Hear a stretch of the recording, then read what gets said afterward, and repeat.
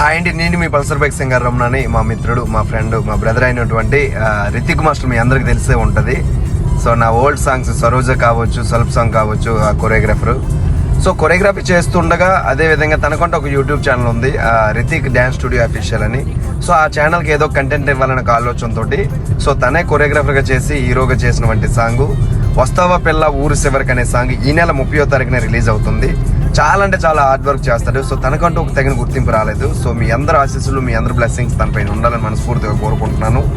Song నేను చూసాను, చాలా అంటే చాలా అద్భుతంగా ఉంది. 30వ తారీఖు సాయంత్రం 5 గంటలకు రిలీజ్ అవుతుంది.